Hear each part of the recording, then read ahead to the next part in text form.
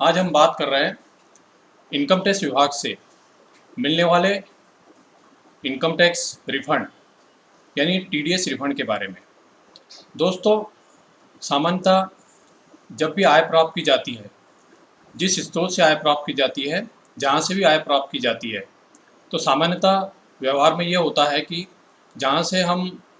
आजीविका प्राप्त कर रहे हैं या जिस जिस माध्यम से जिस स्रोत से हमको इनकम प्राप्त हो रही है, तो इनकम टैक्स विभाग द्वारा निर्धारित किए गए नियमों के अनुसार जहाँ से इनकम प्राप्त होती है, जो आपको आय प्रदान कर रहा है, उसके द्वारा कुछ निश्चित सीमाएं होती है, कुछ निश्चित माध्यम होते हैं। उनके ऊपर जब उनके द्वारा जो इनकम आपको दी जाती है, तो उसके ऊपर इनकम टैक्स विभाग द्वारा निर्धारित की गई दरों से टीडीएस काटा जाता है, मतलब आयकर काटा जाता है। उदाहरण के लिए हम समझ सकते हैं, आपको बताने के लिए, कि इनकम टैक्स विभाग में आपकी जो आय होती है वो बतानी होती है। इनकम टैक्स विभाग द्वारा जो आयकर की जो दरें निर्धारित की गई है, जैसे पुराना स्लैब जो मान के चले आज की तारीख में अधिकतर लोग उसका उपयोग कर रहे हैं, जिसमें आयकर की दरें हैं 5%, 20%, 30%। उसके बाद में एजुकेशन से सरचार्ज आदि अनेक प्रकार ऐसे टैक्स की दरें होती है। उसी प्रकार से अगर नया स्लैब हम देखें तो पुराने स्लैब से भिन्न दर है, सीमा भिन्न है, आयकर की दरें भिन्न है। तो इसमें जनरली यह होता है कि जो आपकी वार्षिक आमदनी होती है, जो पूरे वर्ष की इनकम होती है, उस पर जो इनकम टैक्स विभाग द्वारा निर्धारित की गई दरें, उससे उसका कैलकुलेशन होता है, कंप्यूटेशन ऑफ इनकम बनता है और उस पर आयकर का निर्धारण होता है। जनरली ये होता है कि जब आप इनकम प्राप्त करते हैं तो आपके इनकम पर जो कुल इनकम टैक्स देना होता है, उसमें से जो टीडीएस जो आपका कटा होता है, टीडीएस कटने का माध्यम होता है आपका pan card. Pan card number पर आपके नियोक्ता द्वारा जो इनकम आपको दे रहा है, उनके द्वारा जो टीडीएस काटा जाता है, तो उस टीडीएस को आपके द्वारा दे आयकर में से वो कम कर दिया जाता है। उसके बाद में अगर अतिरिक्त आयकर की ओर आपके ऊपर देयता निकलती है तो आपको भरनी होती है। या मान लो आपकी जो इनकम टैक्स जो आपको देना था उससे ज़्यादा आपका टीडीएस कट गया, तो जो अधिक कटा गया वो टीडीएस आयकर विभाग वापस करता है, उसको कहा जाता है इनकम टैक्स रिफंड। अब हम इसको समझ लेते हैं कि इनकम टैक्स एक्चुअल में भरे कितने प्रकार से जाता है। अगर मान लो आपकी इनकम 10,000 से ज़्यादा है, वार्षिक इनकम, जो एक वित्त वर्ष होता है जिसमें अप्रैल, मई, जून, जुलाई, अगस्त, सितंबर, अक्टूबर, नवंबर, दिसंबर, उसके बाद में जनवरी, फरवरी, मार्च, ऐसा एक वित्तीय वर्ष 12 महीने का होता है। इस 12 महीने के अंदर आपके द्वारा जो आय प्राप्त की जाती है, वो आय किसी माध्यम से होती है। मुख्यतः आय के जो 5 स्रोत होते हैं, हमने पुरानी वीडियो में भी बताया है। तो इन पे जो वार्षिक आमदनी होती है आपकी, उस पर जो इनकम टैक्स आपको देना होता है, अगर ये वार्षिक इनकम टैक्स अगर 10,000 से ज़्यादा देना होता है तो आपको इसमें एडवांस टैक्स भरना होता है। एडवांस टैक्स की अलग अलग तारीखें निर्धारित है, परसेंटेज निर्धारित है। जैसे अगर मान लो नॉन कॉर्पोरेट एसएससी है, नॉन कॉर्पोरेट करदाता है, तो उनके केस में 15 सितंबर, 15 दिसंबर, 15 मार्च तक एक निश्चित सीमा की गई, वो आपको टैक्स भरना होता है, तो उसको एडवांस टैक्स कहा जाता है। अगला होता है सेल्फ असेसमेंट टैक्स। आपकी जो वार्षिक आमदनी हुई, आपने इनकम टैक्स रिटर्न भरने के पहले जो भी जितने प्रकार के आपके डिडक्शन थे, एडवांस टैक्स थे, वो कम करने के बाद में अगर आपको और कोई टैक्स देना आ रहा है तो उसको बोलते हैं स्वयं निर्धारण कर, सेल्फ असेसमेंट टैक्स, वो आपको भरना होता है। उसके बाद में आप टीडीएस या टीसीएस, टीडीएस टीसीएस का मतलब ये होता है, हमने जैसे पहले ही बताया आपको,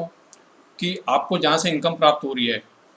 उन्हीं के द्वारा, इनकम देने वाले व्यक्ति के द्वारा आपके पैन कार्ड पर जो आयकर विभाग द्वारा निर्धारित की गई है टीडीएस की दरें, तो उस पर टीडीएस काट लिया जाता है। उसका आपको क्वार्टरली प्रमाण पत्र दिया जाता है। कर्मचारियों की स्थिति में फॉर्म नंबर 16 जारी किया जाता है। कर्मचारियों से भिन्न स्थिति में वो आपको फॉर्म नंबर 16A जारी किया जाता है। तो उसमें क्वार्टरली में डिटेल होती है कि आपकी कितनी इनकम थी और कितना टीडीएस कटा है। इस प्रकार से वर्ष में 4 क्वार्टर में, 4 तिमाही में आपको टीडीएस प्रमाण पत्र आपके नियोक्ता द्वारा दिया जाता है, या जिस व्यक्ति द्वारा टीडीएस डायरेक्टर द्वारा आपको सर्टिफिकेट दिया जाता है, उसमें आपको ये मालूम हो जाता है कि मेरे पैन कार्ड पर किस स्रोत से, किस टीडीएस डिडक्टर द्वारा कितना टैक्स टीडीएस के रूप में काटा गया है। और जो टीडीएस, ये ज़रूरी नहीं कि एक ही स्थान पे कटा हो, क्योंकि आपके इनकम के जो माध्यम होते हैं अनेक होते हैं। तो उसमें ये जो निर्धारण हो गया है कि आपकी वार्षिक आमदनी हो गई, उसमें अधिकतम टैक्स हो गया, फिर आपने जो self assessment tax, advance tax, TDS कटा है। अब इसका निर्धारण कैसे होता है? मान लो आपके जो इनकम के पाँचों माध्यम हैं, पाँचों माध्यम में income from salary, income from house property, income from business and profession, income from capital gain, income from other sources. अब इन पाँचों इनकमों को जब इनकम टैक्स का रिटर्न हम भरते हैं, उसका कंप्यूटेशन ऑफ इनकम बनाना पड़ता है, इनकम का विवरण। इस इनकम के विवरण में से जो आपकी वार्षिक आमदनी होती है, कुछ आपको जो सैलरी होती है उसमें से भी कुछ निश्चित नियम होते हैं, उसमें से कुछ छूट मिलती है वार्षिक सैलरी में से। जैसे स्टैंडर्ड डिडक्शन हो गया, जो जिसमें कि 50,000 की वार्षिक छूट मिलती है। अगर प्रोफेशनल टैक्स कटा है तो उसकी छूट मिलती है। अगर आपने किराए के मकान में रह रहे थे आप और आप कर्मचारी है, तो आपने जो एचआरए मतलब किराया भुगतान किया है तो उसकी छूट मिलती है। अगर आप हाउस प्रॉपर्टी से आपको इनकम है तो उस कंडीशन में आपने जो लोकल टैक्स दिए उसकी छूट मिलती है। उसके मेंटेनेंस रख रखाव के लिए उसकी छूट मिलती है एक निश्चित मात्रा में। उसके बाद में आपने जो बिजनेस एंड प्रोफेशन से आपकी इनकम है, तो उस बिजनेस को मैनेजमेंट करने के लिए, मैनेज करने के लिए आपने जितने भी खर्चे किए हैं, तो वो खर्चे जो है आपके जितने भी एक्सपेंसेस है, आपने बिल्डिंग्स अगर किराए से ले रखी है, बिल्डिंग रेंट हो, या फिर आपका ये मान के चलिए कि कोई लोन आपने लिया उस पर इंटरेस्ट दे रहे हो आप, आपने कोई कर्मचारी रखे उनकी सैलरी हो, आपके बैंक से संबंधित एक्सपेंसेस हो, आपका ट्रेवलिंग एक्सपेंसेस हो, आपके उस ऑफिस के मेंटेनेंस के एक्सपेंसेस हो, तो सभी प्रकार के जो खर्चे होते हैं वो आपके जो भी सेल होती है उसमें से आपका जो भी ग्रॉस प्रॉफिट निकलता है, उसके बाद में उस व्यवसाय बिजनेस को मेंटेन करने के लिए जो भी खर्चे आप करते हैं, तो उसके माइनस करने के बाद में, कम करने के बाद में उसका नेट प्रॉफिट निकलता है। तो ये हो गई बिजनेस एंड प्रोफेशन इनकम। फिर आगे इनकम आपका स्रोत होता है capital gain income. Capital gain में भी कई प्रकार के कैपिटल गेन होते हैं। जैसे शॉर्ट टर्म हो गया, उसमें निर्धारित अवधि जो होती है उसको आपने उससे कम सीमा में अगर कोई प्रॉपर्टी रख के बेची है तो उसको शॉर्ट टर्म इनकम माना जाता है। उसके बाद में लॉन्ग टर्म इनकम होती है। फिर इनकम के अदर सोर्सेस होते हैं। इनकम के अदर सोर्सेस आपको मालूम है कई प्रकार से हो सकती है। जैसे बैंक में आपकी एफडी थी, सेविंग बैंक में आपका इंटरेस्ट मिलता है, आपको कहीं से कमीशन मिल रहा है, डिविडेंड मिल रहा है, आपको कोई लॉटरी वगैरह से इनकम हो गई, तो ये अदर सोर्सेस होते हैं। तो इस पांचों हेड की इनकम जब आप साल के अंत में जब कैलकुलेशन करते हैं, कंप्यूटेशन ऑफ इनकम बनाते हैं, तो ये कैलकुलेशन जब होता है तो उसमें वार्षिक इनकम का आपको जोड़ निकल के आता है, आपकी कुल इनकम आपको प्राप्त होती है। इसमें से कुछ डिडक्शन मिलते हैं, ये महत्वपूर्ण होता है। डिडक्शन के ऊपर भी ध्यान देने वाली बात ये होती है कि आपको वास्तविक डिडक्शन ही जो है इनकम में से उनकी छूट लेनी चाहिए। अब डिडक्शन के रूप में शुरुआत हो सकती है आपकी कि भाई आपने कोई मकान बनाने के लिए लोन लिया हो, जिसमें आपने इंटरेस्ट चुकाया हो बैंक को, संस्था को, फाइनेंशियल वित्तीय संस्था को, तो उसमें सेक्शन 24B के अंतर्गत आपको एक वर्ष में 2 लाख तक की जो हाउसिंग लोन इंटरेस्ट की छूट मिलती है। तो कुल इनकम में से वो 2 लाख रुपए माइनस हो जाते हैं। अब आगे बात करें डिडक्शन में, तो एटीसी एक सेक्शन है जिसके अंतर्गत आपने जो बच्चों की ट्यूशन फीस भरी है, जिसमें 2 बच्चों की ट्यूशन फीस माफ़ होती है कि वर्ष भर में आपने जितनी भी ट्यूशन फीस भरी है, उसके बाद में आपने कुछ एलआईसी का प्रीमियम पैड किया है, उसके बाद में आपने जो हाउसिंग लोन मकान बनाने के लिए लोन लिया था उसकी जो इंस्टॉलमेंट किस्त भरी है उसकी छूट मिलती है। उसके बाद में आपने कोई एनएससी परचेज़ की है, आपका जीपीएफ कटा हो, जीआईएस कटा हो, आप पीपीएफ में इन्वेस्टमेंट करते हो, आपने जो इनकम टैक्स में छूट मिलती है कि 5 साल का जिसका लॉकिंग पीरियड होता है उसके पहले आप उस एफडी को तोड़ नहीं सकते, तो बैंक में एफडी बनाई हो, तो ये सब छूट जो होती है सेक्शन होती है 1.5 लाख की इसमें छूट मिलती है। और उसके बाद में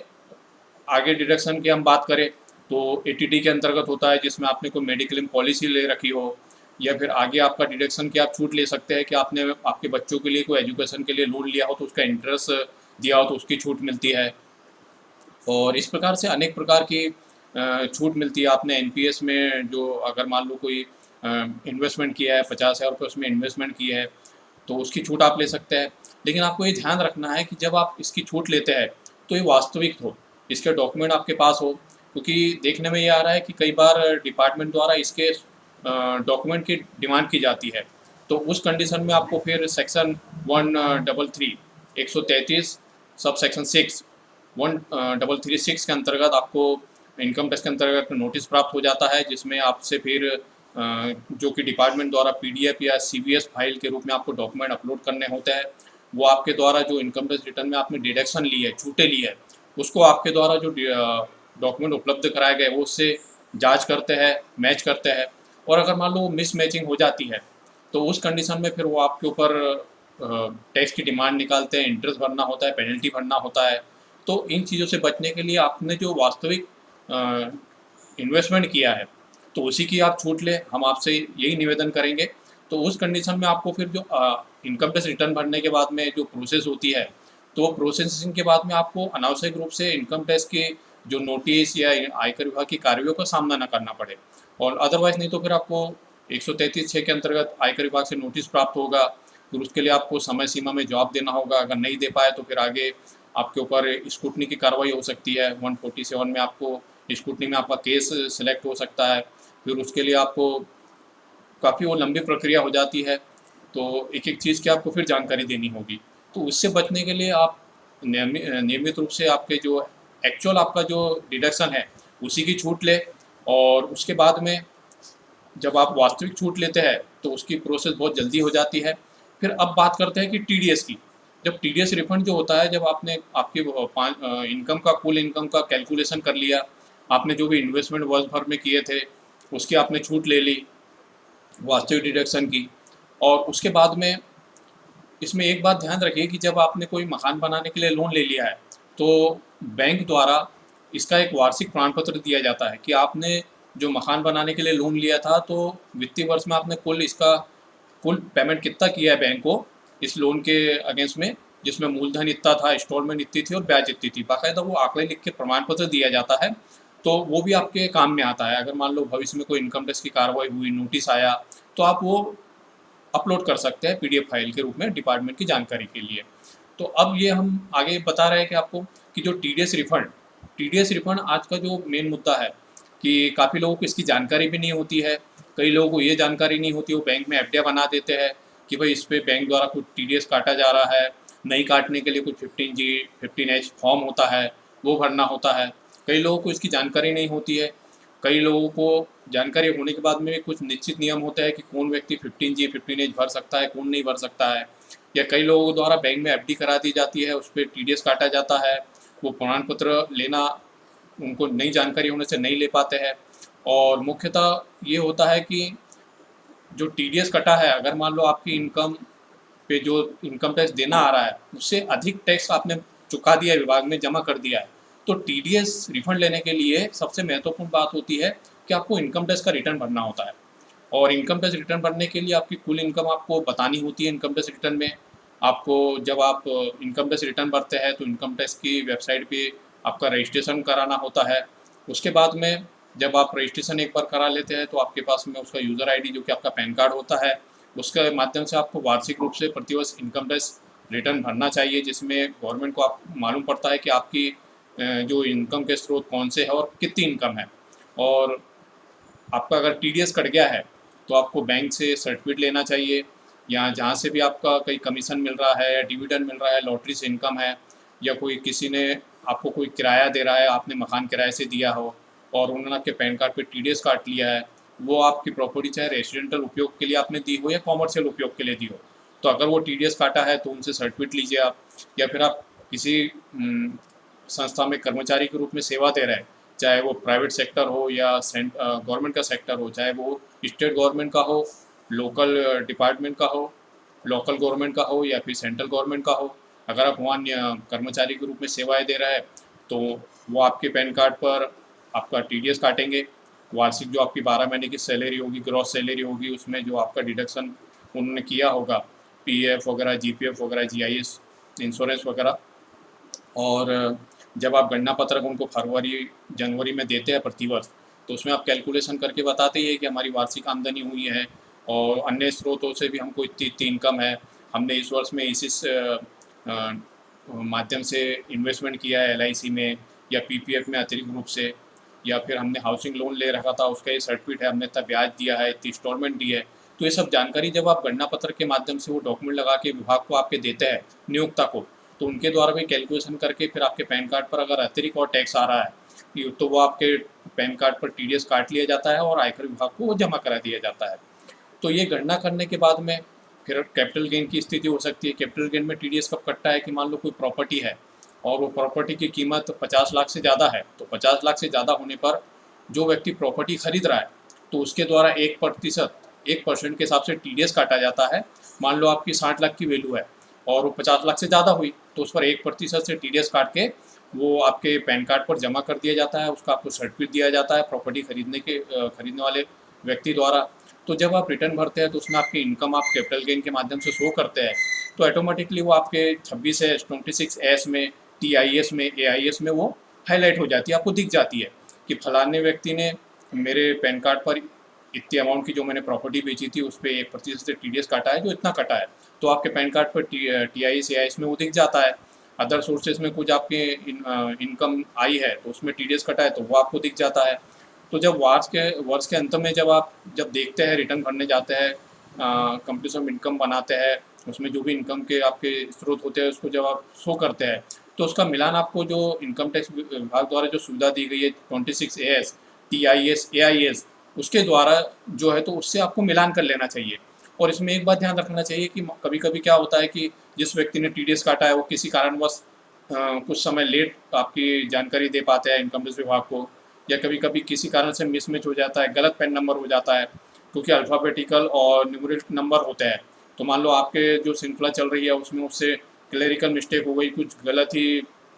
अल्फ़ाबेटिकल नंबर हो गए गलत, तो उसकी कंडीशन में जब आप रिटर्न भरते हैं तो आपके वो साइट पर आपके पैन कार्ड पर वो दिखाई नहीं देता।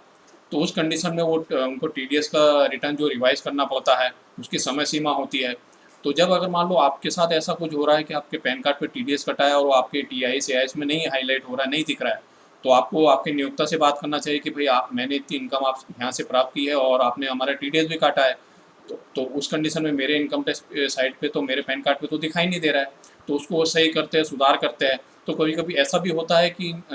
टैक्स डिडक्टर की गलती के कारण वो अपने पैन कार्ड पे टीडीएस नहीं दिखाई देता है। तो आपको अलर्ट रहना चाहिए इसके लिए, और समय से देखते हुए अगर ऐसी कोई स्थिति बनती है तो उसमें सुधार करवा लेना चाहिए, ताकि भविष्य में फिर जब वो ITR आपका प्रोसेस होता है और आपने छूट ले ली है या फिर आपने डिमांड कर दी है, तो उस समय फिर वो जब आपके पैन कार्ड पर टीडीएस नहीं कटा होने के कारण जब वो डिपार्टमेंट को उसको वेरीफाई नहीं कर पाता तो फिर वो आपके ऊपर डिमांड निकाल देते हैं। फिर डिमांड के साथ साथ इंटरेस्ट पेनल्टी भी भविष्य में फिर लंबी प्रक्रिया चालू हो जाती है। तो इसके बचने के लिए आपको बाकायदा ध्यान रखना चाहिए कि आपने जो डिडक्टर है उसको आपका पैन कार्ड आप उपलब्ध करवा दें, तो वो सही तरीके से आपके पैन कार्ड पे ही आपका टीडीएस डिडक्ट करे। तो जब आखिरी में जब आप टीडीएस रिफंड की प्रक्रिया जब करने जाते हैं कि भाई हमारी वार्षिक आमदनी कुल इतनी थी और इस पर इतना टैक्स बन रहा था, हमने कुछ डिडक्शन इतने किए थे और चूँकि अधिक टीडीएस टैक्स जमा हो गया है विभाग में, तो वो फिर हमको उसके लिए रिटर्न भर के जो है तो उसको टीडीएस रिफंड को वापस लेने की प्रक्रिया करनी होती है। तो देखने में ये आता है कि कई लोगों को जानकारी नहीं होती कि भाई टीडीएस क्या होता है, या हमारे नियोक्ता ने हमसे पैन कार्ड तो लिया था लेकिन हमको जितनी इनकम होनी थी उससे कम मिली है, तो क्या वो ऐसा समझ लेते कि भाई ये इनकम टैक्स विभाग में ही जमा हो गया या हमको अनिवार्य रूप से देना है ये। तो ऐसा नहीं होता। ये तो एक इनकम टैक्स विभाग द्वारा जो नियम बनाए गए हैं कि भाई आपने जो भी इनकम आप दे रहे हैं उस पर आप हमारे द्वारा जो निश्चित दर और नियम बनाए गए उसके अनुसार टैक्स काट के दे दें आप, ताकि हमको जानकारी हो कि किस किस व्यक्ति को आपने जो भी इनकम प्रदान की है उसने आपको उसके रिटर्न में वो बता रहा है कि नहीं बता रहा है। अगर नहीं बताते हैं तो फिर वो इनकम टैक्स विभाग नोटिस देता है और उसके माध्यम से फिर आपको रिटर्न भरने के लिए कहा जाता है। तो कई लोगों को ये भी जानकारी नहीं होती कि इनको इनकम टैक्स रिटर्न भरना होता है या टीडीएस क्या होता है, या टीडीएस जो उनके पैन कार्ड पे कटा है वो वापस भी मिल सकता है और रिफंड हो सकता है। तो सामान्यतः सभी को जो भी टीडीएस जिनका कटे प्रायर इनकम टैक्स रिटर्न तो भरना ही चाहिए। अब तो नियम ऐसा आ गया है कि आपकी भले ही कुछ भी इनकम हो, भले जीरो इनकम क्यों ना हो, लेकिन मान लो आपके पैन कार्ड पर टीडीएस कटा है तो आपको उन्होंने निश्चित सीमा भी कर दी है कि मान लो आप सीनियर सिटीजन नहीं है, 60 साल से कम आपकी उम्र है, तो आपका अगर वो टीडीएस 25,000 रुपये कटा है तो आपको इनकम टैक्स रिटर्न भरना अनिवार्य कर दिया है, कंपलसरी कर दिया है, क्योंकि उससे उनको मालूम हो पड़ता है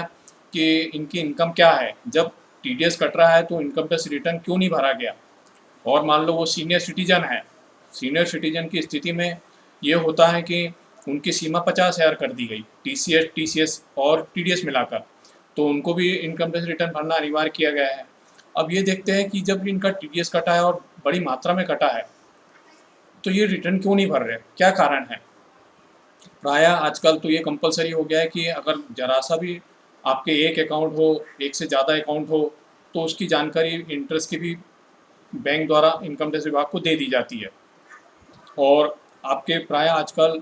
सभी जो माध्यम हो गए, सभी पर विभाग द्वारा अलग अलग इनकम टैक्स की टीडीएस की दरें निर्धारित कर दी गई है। और जो भी आपका डिडक्टर है, उसको ये बाध्यकारी कर दिया गया है कि आप इस पर इनके पैन कार्ड लेकर इस पर निर्धारित दर से टीडीएस काटें। तो वो समय अनुसार क्वार्टरली आपकी जो इनकम उनके द्वारा आपको दी जा रही है उस पर टीडीएस काटते हैं, और उसका बाकायदा वो रिटर्न क्वार्टरली भरते हैं। हर महीने उनको जमा करना होता है टीडीएस विभाग में। और जब आपको 3-3 महीने को सर्टिफिकेट देते हैं,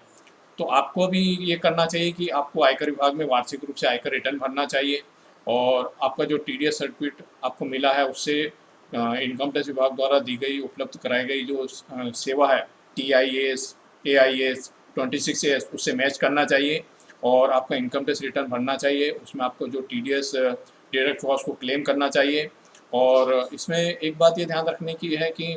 आपको जो अधिकतम आपका टैक्स कट गया है वो टीडीएस वापस तो मिलता है, और साथ में ब्याज भी मिलता है। अगर मान लो जितना देर होगा उतना ज़्यादा आपको आयकर विभाग को आपको ब्याज देना होगा। तो आपकी जो इनकम होती है वो चाहे बैंक एफडी में पड़ी हो या इनकम टैक्स विभाग के पास पड़ी हो, अगर आपके द्वारा जितना जो टैक्स दे आता था, भरना आता था, तो उससे ज़्यादा अगर टैक्स आपका कट गया है और आपने इनकम टैक्स विभाग में रिटर्न आयकर का भर के उसकी डिमांड टीडीएस के रूप में कर दी है इनकम टैक्स रिफंड के लिए, तो जब भी मिलेगा तो ब्याज सहित मिलेगा। अब इसके लिए कुछ बातों का आपको ध्यान रखना होता है कि आपको इनकम टैक्स रिटर्न भरते समय, जो कि आजकल अनिवार्य कर दिया गया है, कि आपके नाम से जितने भी बैंक में खाते हो, एक खाता हो, एक से ज़्यादा खाते हो, एक बैंक में हो, एक से ज़्यादा बैंक में हो, आप जहाँ लोकल में रहते हैं वहाँ हो, या आउट ऑफ शहर आप जहाँ रहते हैं, क्या व्यवसाय कर रहे हैं, उसके अतिरिक्त भी पूरे ऑल इंडिया में या आउट ऑफ इंडिया में भी जितने आपके खाते हो, तो आपको सभी खातों की जानकारी देना चाहिए। उसमें आपको अकाउंट नंबर, बैंक का नाम, IFSC कोड, ये जानकारी देना होती है। तो ये तो रिटर्न में भरते समय बैंक खातों की जानकारी देना हो गया। साथ ही साथ में उस बैंक खाते को वैलिडेट करना होता है। आपकी जो KYC है, पैन कार्ड, आधार कार्ड, बैंक में अनिवार्य रूप से आप दे KYC को कंप्लीट रखें आप हमेशा। और उसके माध्यम से जब आपका बैंक खाता वैलिडेट हो जाता है, तो ऑटोमेटिकली जब वो इनकम टैक्स रिटर्न आपका प्रोसेस होता है, तो ऑटोमेटिकली जो अधिकतम आपका टैक्स भरा गया है वो डायरेक्ट आपके बैंक खाते में जमा हो जाता है। अगर मान लो आपका बैंक खाते की जानकारी आपने नहीं दी है और आपका टीडीएस कट गया है और आपने रिटर्न भी भरा है, टीडीएस के लिए आपने क्लेम भी किया उसमें कि हमको टीडीएस हमारा जो रिफंड दिया जाए, लेकिन अगर रिटर्न भरते समय आप बैंक खाते की जानकारी देना भूल गए, तो आयकर विभाग द्वारा वो भेजा किस में जाएगा। तो उसके लिए फिर आपको नोटिस देते हैं, आपको समय देते हैं कि भाई आप हमको आपके बैंक खाते की जानकारी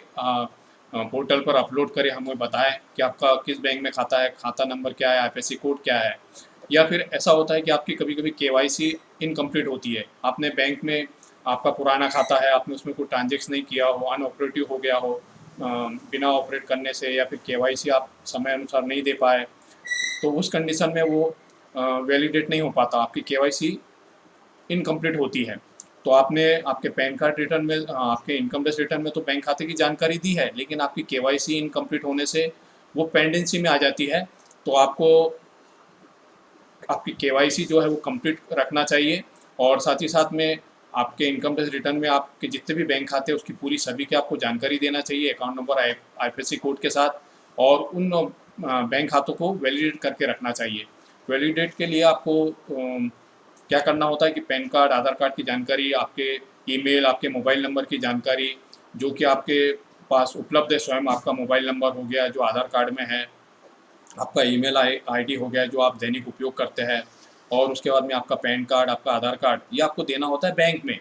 और वही आपको शो करना होता है इनकम टैक्स रिटर्न में, आपका मोबाइल नंबर, आपका आधार नंबर, आपका पासपोर्ट नंबर, अगर आप पासपोर्ट आपके पास हो बना हुआ तो आपका ईमेल ID, आपका आधार नंबर, आपका पैन कार्ड नंबर,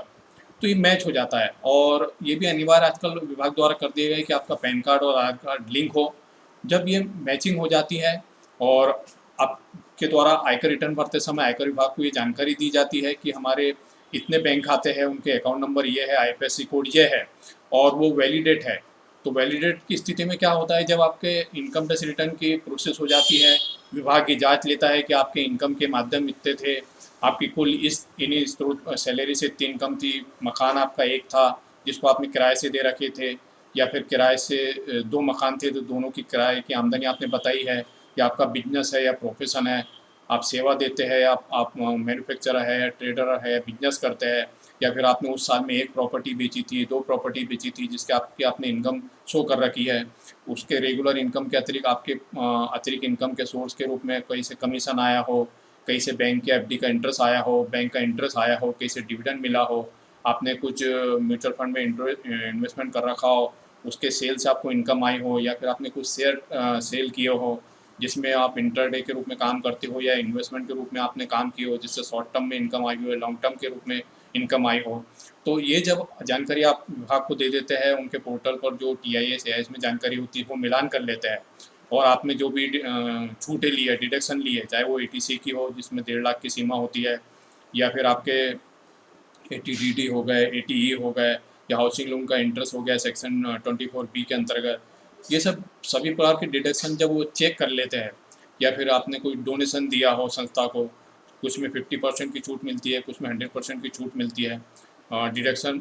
लेने के लिए डोनेशन में नियम हो गया है कि वो अकाउंट पे चेक से बैंक चैनल के माध्यम से देना अनिवार्य कर दिया गया है आजकल, अगर वो 2000 से ज़्यादा हो तो उस कंडीशन में जितने भी आपने डिडक्शन लिए इनकम में से, आपकी टोटल इनकम में से छूटें ली है, वो उनकी जांच कर लेते हैं। अगर उनको कोई डाउट नहीं रहा, मैचिंग हो गई, अगर मान लो विभाग को लगता है कि आपने सही छूटें लिए, डिडक्शन लिए, और अगर अगर मान लो कुछ उनको डाउट होता है, कुछ स्थिति ऐसी निर्मित होती है कि भाई आपके नियोक्ता द्वारा इनकम बताई गई उसमें कुछ कम डिडक्शन थे और आपने रिटर्न भरते समय अतिरिक्त डिडक्शन ले लिए, जो कि छूटें आपने रिटर्न में शो मांगी गई है छूट, वो आपने आपके 16A या फिर फॉर्म 16 में वो तो उसमें आपने क्लेम नहीं करी थी या आपके नियोक्ता को नहीं बताया था, तो उस कंडीशन में हो सकता है कि विभाग आपसे नोटिस देके सेक्शन 1336 के अंतर्गत आपसे वो डॉक्यूमेंट की वास्तविकता जानने के लिए आपको नोटिस दे कि भाई आप हमको PDF फाइल में या CBS फाइल में इन डॉक्यूमेंट को हमको उपलब्ध कराए, अपलोड करवाएं, तो हम इसको जांच लें। जब वो संतुष्ट हो जाता है विभाग, तो उस कंडीशन में फिर आपके रिटर्न की प्रोसेस हो जाती है। प्रोसेस होने के बाद में जो आपका अतिरिक्त TDS जमा होता है, वो TDS रिफंड के रूप में विथ इंटरेस्ट आपके जो बैंक खाते होते हैं, जो आपने आयकर विभाग को उपलब्ध कराए होते हैं, जो कि वैलिडेट होते हैं, जिसमें KYC आपका कंप्लीट होता है, उसमें भेज दिया जाता है। तो आज हमने आपको बताया कि आप TDS रिफंड या इनकम टैक्स विभाग से रिफंड किस प्रकार ले सकते हैं, TDS क्या होता है, ये कैसे कौन काटता है, किस पर कटता है, इसके बारे में आपको जानकारी दी। आगे भी नए नए टॉपिक पे हम आपको जानकारी देते रहेंगे। इसके लिए आप हमारे इस YouTube पर वीडियो पर हमेशा नई नई जानकारियों के लिए हमसे जुड़े रहें, और आप हमारे इस YouTube चैनल को सब्सक्राइब करें, लाइक करें। आगे भी हम नए नए टॉपिक पर आपको जानकारी देते रहेंगे। धन्यवाद।